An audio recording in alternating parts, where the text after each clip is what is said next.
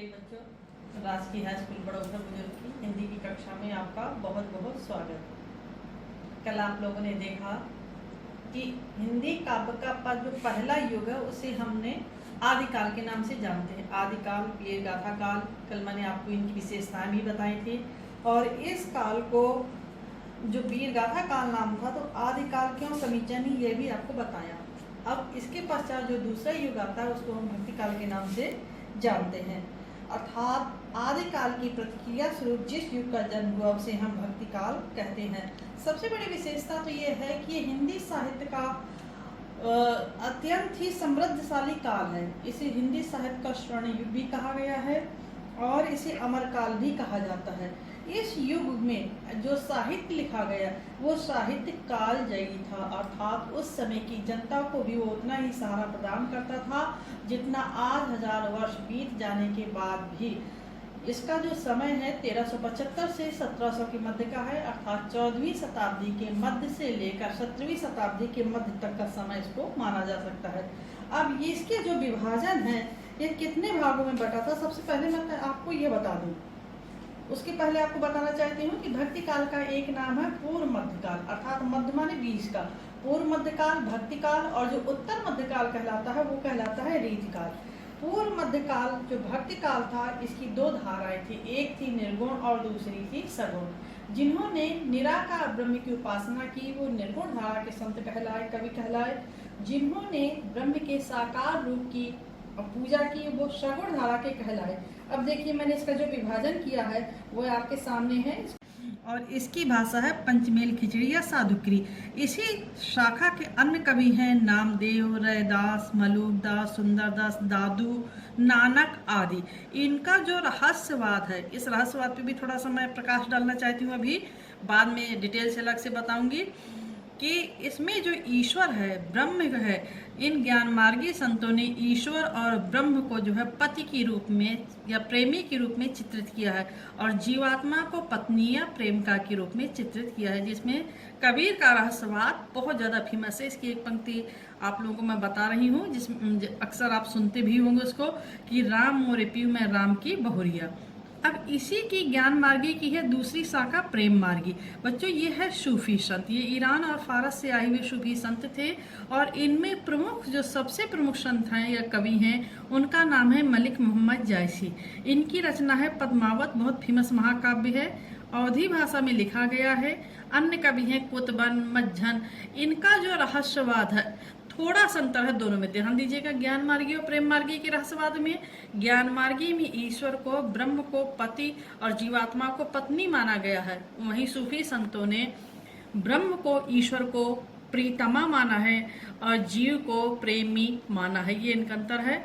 अब हम लोग आते हैं सगुण, अर्थात वह ब्रह्म जो जिसका स्वरूप है, जिसका आकार है, जो अवतार के रूप में आया है। इसकी दो धाराएं थी, एक है राम भक्ति शाखा, दूसरी है कृष्ण भक्ति शाखा। राम भक्ति शाखा में राम जो है आराध्य हैं और इस काल के प्रमुख संत हैं गोस्वामी तुलसीदास। इनकी सबसे प्रमुख रचना रामचरितमानस है जो अवधी भाषा में है। दूसरी शाखा है कृष्ण भक्ति शाखा, इसके प्रमुख संत हैं सूरदास, जबकि इसमें अष्टछाप कवि है, ये मैं आपको दूंगी नोट्स में तो आप लोग इसको तैयार कर लीजिएगा। ये 8 कवियों के श्रृंखला है, 4 विठलनाथ के शिष्य थे और 4 वल्लभाचार्य के शिष्य थे। सूरदास के जो आराध्य हैं वो कृष्ण हैं, इन्होंने सखा भाव से उसकी उपासना की है, जबकि राम भक्ति शाखा में गोस्वामी तुलसीदास के आराध्य राम हैं, इन्होंने मालिक के रूप में उनकी आराधना की है। दोनों की भक्ति भावना बदल गई। देखिए यहाँ पर तुलसी ने राम को अपना मालिक माना है तो सूर ने कृष्ण को अपना सखा माना है, इस तरह से। अब देखिए कि दोनों कालों की जो उदय हुआ है उस समय की परिस्थितियां कैसी थी। किसी भी समाज में जो साहित्यकार रहता है उस समाज का प्रभाव उसके साहित्य पर अवश्य परिलक्षित होता है। तभी कहा जाता है कि साहित्य समाज का दर्पण है। समाज में जो घटित होता है वही साहित्य में भी दिखाई पड़ता है। भक्ति काल का जब जन्म हुआ उस समय भारतवर्ष में मुगलों का शासन स्थापित हो गया था। रामचंद्र शुक्ल और गुलाब राय कहते हैं कि जो हिंदू समाज था वो हार गया था और उन्होंने ईश्वर की शरण ले ली, लेकिन इसके विरोध में जो है हजारी प्रसाद द्विवेदी, ये ललित निबंधकार हैं और इन्होंने बहुत अच्छी समीक्षा की है। इन्होंने कहा है कि भक्ति काल किसी पराजित मनोवृत्ति का परिणाम नहीं है। अगर उस समय के राजपूत राजा प्राणपण से युद्ध करते हुए संघर्ष कर रहे थे और कुछ स्वतंत्र भी थे, उनके अंदर कोई निराशा नहीं थी, क्योंकि हिंदू धर्म और जो सनातन धर्म है ये हमेशा आशावादी है, कभी भी निराशा के भंवर में नहीं डूबता है। और इनका साहित्य जो है सुखांश साहित्य है, आनंदवादी दृष्टिकोण था। और इस समय के जो संत हैं, हजारी प्रसाद द्विवेदी के शब्दों में देखिए, शंकराचार्य, रामानुजाचार्य, मध्वाचार्य, निम्बार्क, रामानंद, चैतन्य महाप्रभु, वल्लभाचार्य, विट्ठलनाथ, ये भले ही मुस्लिम युग की देन है, लेकिन इस युग के जितने भी कवि थे उन्होंने राजनीतिक परिस्थितियों ने बिल्कुल भी प्रभावित नहीं किया। अर्थात उन्होंने राजाओं के दरबार में जाकर के शरण नहीं ली, बल्कि उन्होंने जनमानस के अंतःकरणों को टटोलते हुए और प्रकृति के विराट प्रांगण में रह करके, गृहस्थ में भी रह करके उन्होंने अपनी रचना की। अर्थात उन्होंने राजाश्रय का त्याग कर दिया था। इस समय के संतों में कुछ नाम हैं जो मैं आपको बता रही हूँ। कबीर, ज्ञानमार्गी, सूरदास, तुलसीदास, नानक, जयसी इस काल की महान विभूतियां हैं। सूर, तुलसी, शशि, उड़गन, केशवदास, ये पंक्ति आप लोग सुनते हो, इसी काल की है। और भक्ति काल जो है एक ऐसा साहित्य है जिसे स्वर्ण युग कहा गया है, तो पूर्णता सही कहा गया है, समुचित कहा गया है।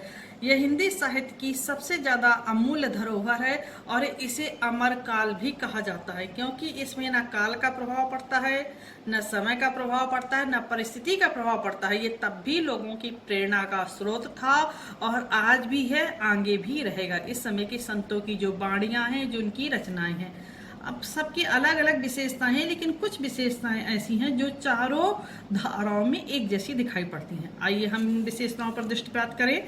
सबसे पहले तो हम देखते हैं कि चारों धाराएं, चाहे वो ज्ञान मार्गी हो, संत काव्य, चाहे वो प्रेमाश्री या प्रेम काव्य हो, राम भक्ति शाखा हो या कृष्ण भक्ति शाखा हो, सभी संतों ने गुरु की महिमा का अभिन्न भाव से वर्णन किया है। अर्थात गुरु को गोविंद से बढ़कर के बताया है।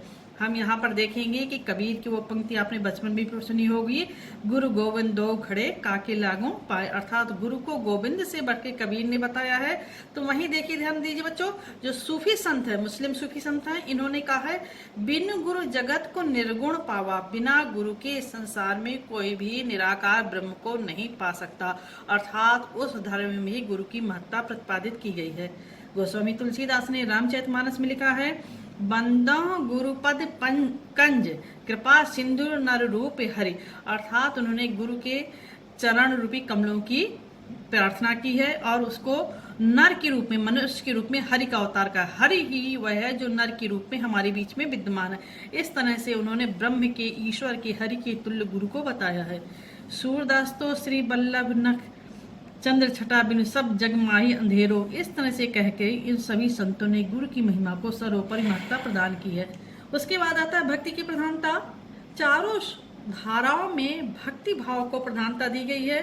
सभी ने, चाहे निराकार ब्रह्म को प्राप्त करना हो, चाहे साकार ब्रह्म को प्राप्त करना हो, बिना भक्ति के, बिना स्मरण के, बिना ध्यान के उस निराकार या उस साकार ब्रह्म की प्राप्ति संभव नहीं है। ये हम देखते हैं। अहंकार का त्याग, सभी संतों ने अहंकार को त्यागने की बात कही गई है।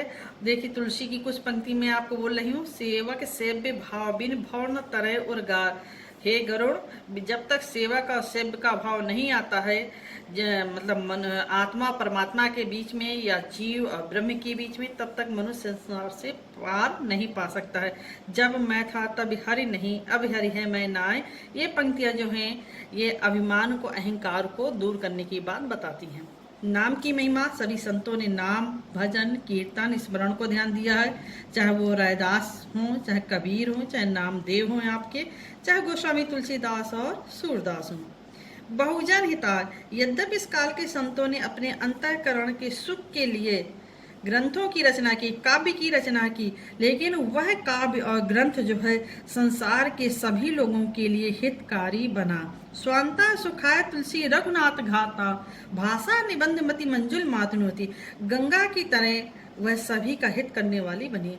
इस काल की एक विशेषता यह भी है कि इस काल में लोक भाषाओं का प्रयोग किया गया, अर्थात उस युग के जो कवि थे वह अपनी अनुभूतियों को जनता तक पहुंचाने के लिए संस्कृत की तुलना में लोक भाषा का प्रयोग किया। गोस्वामी तुलसीदास ने रामचरितमानस में भले ही प्रत्येक कांड का प्रारंभ संस्कृत के श्लोक से किया हो, लेकिन अवधी भाषा का प्रयोग किया ताकि जन सामान्य उसको पढ़ सके, समझ सके। उसी तरह आपके सूरदास ने ब्रज भाषा का प्रयोग किया। अंत में मैं निष्कर्ष के रूप में आप लोगों को बताना चाहती हूँ कि भक्ति काल को अगर स्वर्ण युग की संज्ञा से अभिहित किया गया है तो ऐसा क्या कारण है? ध्यान दीजिए बच्चों, यह युग अपने पूर्ववर्ती अर्थात पहला जो साहित्य लिखा गया और परवर्ती अर्थात बाद में जो साहित्य लिखा गया, उन दोनों साहित्यों से अनेकों गुना श्रेष्ठ है। वो कौन से कारण हैं? ये सबसे पहले तो इसकी विशेषता यह है कि ये लोक साहित्य लोक भाषा पे लिखा गया। दूसरा, यह मानवीय मूल्यों पर आधारित था, जीवन के शाश्वत मूल्यों को लेकर के लिखा गया और कालजयी साहित्य हो गया, क्योंकि समय काल परिस्थिति भले ही बदल जाए लेकिन नैतिक मूल्य जो मानवीय मूल्य हैं वो नहीं बदलते हैं। अब कई विद्वानों ने भक्ति काल के विषय में अपनी समीक्षा की है। मैं हजारी प्रसाद द्विवेदी के शब्दों में आपको बताना चाहती हूँ कि समूचे भारतीय साहित्य में यह अपने ढंग का एक अनूठा साहित्य है। इसका नाम भक्ति साहित्य है। यह एक नई दुनिया है, यह मतलब एक नवीन दुनिया है। इस साहित्य में सबसे बड़ी विशेषता जो है वो है साधना की। यह प्रेमोल्लास का देश है। यहाँ जीवन के सभी विषाद, कष्ट, नैराश्य, कुंठाएं, दुख धुल जाते हैं। भारतीय जनता इस साहित्य को सुन करके आशा से युक्त हो जाती है। उस समय भी सांत्वना प्रदान ये साहित्य कर रहा था जब ये पूरी तरह से हताश हो चुके थे। आज भी यह साहित्य जो है लोगों के हृदय को शांति प्रदान कर रहा है, तृप्ति प्रदान कर रहा है और भविष्य में भी करता रहेगा। इसे चंद्रमा की शीतल किरणों के तुल्य कहा जाए, चंद्रमा की रश्मियों के तुल्य कहा जाए तो अतिशयोक्ति नहीं होगी, क्योंकि ये लोगों के मानस पटल पर आकर के उनको सहारा प्रदान करता है, उनको शांति प्रदान करता है। यह एक उच्चतम धर्म की व्याख्या करता है। यह एक उच्च कोटि का काव्य है। भाव पक्ष की दृष्टि से यह काल बहुत ज्यादा सशक्त है, समृद्ध है, संपन्न है और उतना ही कला पक्ष की दृष्टि से भी, भाषा की दृष्टि से भी, रस की दृष्टि से भी इसकी आत्मा जो है वो भक्ति है, इसका जीवन स्रोत है। इसमें समन्वय की मूलभूत भावना विद्यमान है। गोस्वामी तुलसीदास को तो लोक मंगल का कवि, समन्वयवादी कवि कहा गया है। यह मानवता को परिपुष्ट करने वाला साहित्य है। यह साहित्य में एक पंक्ति में आपको बताऊं तो यह साहित्य हृदय, मन और आत्मा की भूख को, क्षुधा को शांत करता है। यह लोक और परलोक दोनों को स्पर्श करता है। यह कालजयी साहित्य होने के कारण इसे अगर अमर साहित्य कहा जाता है तो अतिशयोक्ति नहीं है। हिंदी साहित्य का इतना सशक्त और संपन्न साहित्य मैंने आज आपको पढ़ाया, इसको आप लोग देखिएगा, नोट करिएगा और उसके पश्चात जो मैं आपको नोट्स दे रही हूँ उसको लिख करके 2-3 बार आप लोग स्टडी करेंगे तो आपको समझ में आएगा। अगर कोई किसी की तरह दिक्कत है तो आप ऑनलाइन मुझसे कांटेक्ट कर सकते हैं या और मतलब 1 सप्ताह के पश्चात आपका इन्हीं टॉपिकों पे टेस्ट भी लिया जाएगा। धन्यवाद बच्चों।